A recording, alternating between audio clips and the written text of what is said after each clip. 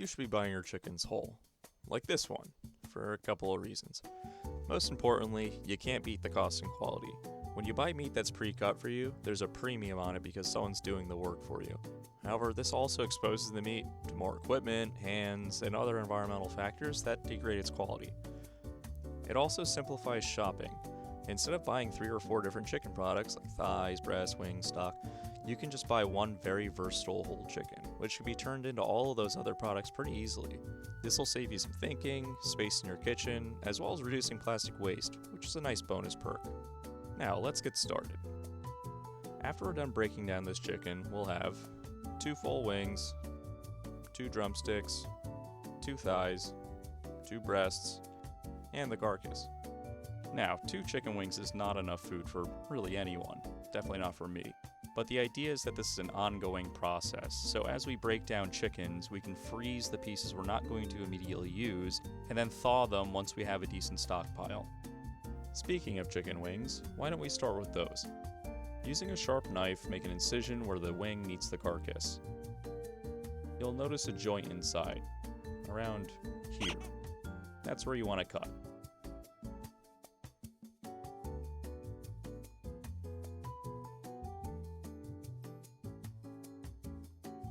Alright, great.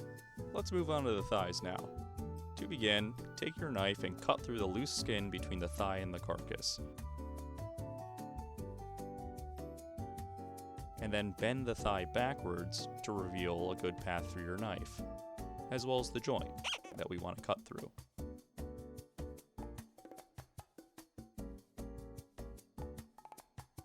As you're cutting, you might notice a small muscle here. It's called a chicken oyster, and it's actually very delicious. You can cut these out and save them, but as far as home cooking goes, I just leave it with the thigh. The person that coined the term chicken oyster noticed that it was similar in size to your standard oyster, which is an interesting reference of measurement, but the French know it as soulilace, which roughly translates to only a fool leaves this here, because of how delicious it is. So don't be a fool and make sure you carve out this tasty little muscle. This is where things get a little bit more tricky, taking off the breasts.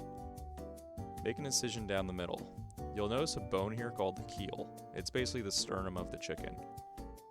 Now that we've exposed the keel, we can begin separating the chicken breast from it. Think of this as peeling the chicken breast off the bone rather than cutting it off. We want to avoid cutting into the meat as much as possible, so try to use a scraping action with your knife, keeping it in contact with the carcass as much as you can.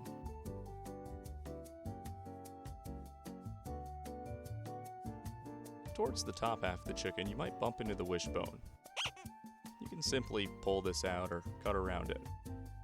What's the story with the wishbone? Well, in the 17th century, it was commonly called a merry thought, and there was a practice of snapping them in 2 to make wishes come true. I snapped this one wishing that you get something useful out of this video. We'll see how that goes. Attached to the breast is the tenderloin, the tendy. You can leave these on or take them off by cutting here. I find they're similar enough to the breast meat that I just keep them together when I'm storing them. At this point, it's good to go back and clean up our cuts. You can remove skin off anything you don't like for example, I removed the skin off the breast, but I'll leave it on the thighs. And I'll go back to other cuts like the thighs and remove any bits of cartilage I might have missed. What's your favorite way to prepare chicken? Or what's your favorite dish?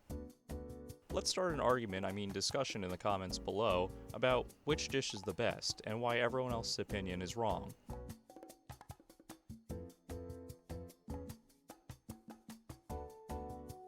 And just like that, look at all these cuts of chicken you have.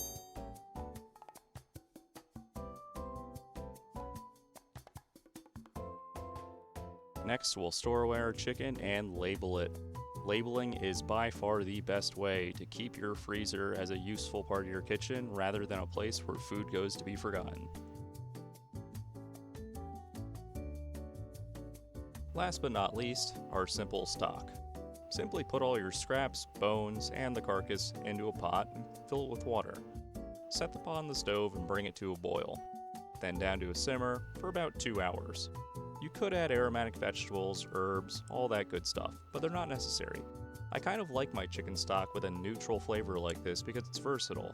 It doesn't really have much of a flavor profile besides chicken, so it works really good with anything I'm making with it. Just give it a strain, and you're done. And there you have it, a simple chicken stock. I hope you enjoyed this video, and maybe even learned something, or just passed some time. Either way, you can help me make more videos by liking and subscribing. Thanks for watching.